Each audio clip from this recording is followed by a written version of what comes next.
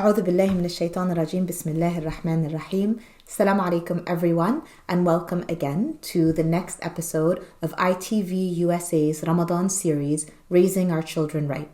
My name is Dr. Suzy Ismail from Cornerstone, and I'm happy to be with you in our 11th episode of this series, in which we are discussing the stages of tarbiyah and understanding how we can be the best parents that we can be to inshallah raise the best children that we can raise. So we've talked quite a bit in the first 10 episodes about the first stage of tarbiyah, which was from age 0 to 7.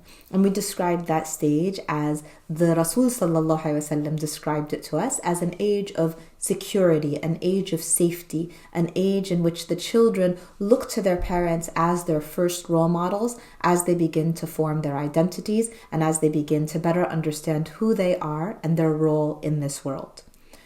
So now, in the next 10 days of Ramadan, we want to explore the second stage of tarbiyah.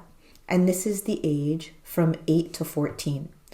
And in this stage, we see that our children begin to go through many of the difficult changes that come along with entering into the preteen, the tween, and the teenage years. And in this stage, as parents, we may also find ourselves challenged in ways that we haven't been challenged before.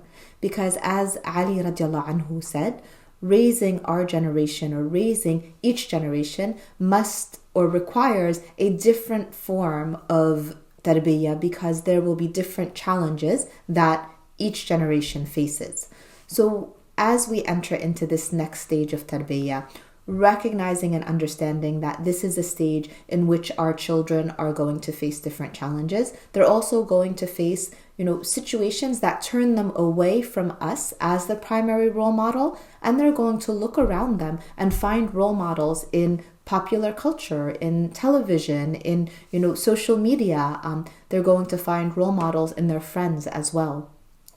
But subhanAllah, when we look at the coinciding of these next 10 days of Ramadan as being described by the Rasul sallallahu alaihi wasallam as days of forgiveness, we recognize that the first 10 days were days of mercy, just as the first stage of tarbiyah consists of a time of mercy where children themselves evoke within their parents and within others a sense of mercy towards them, where children are go through their period of gestation in the womb, which is the seat of mercy.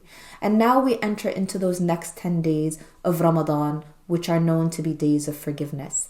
And this is where we as parents want to pause as well, and first of all take a moment to forgive ourselves and ask Allah Azza wa Jal to forgive us, but also to turn to our children, particularly if we have adult children, where maybe when we look at our children today, we realize that so many of the things that we've talked about doing in the early stages, the first stage of tarbiyah, listening, empathizing, validating, connecting, maybe we weren't able to do that. Maybe we were going through our own difficulties, our own struggles, our own challenges, and this withheld us from being able to do that.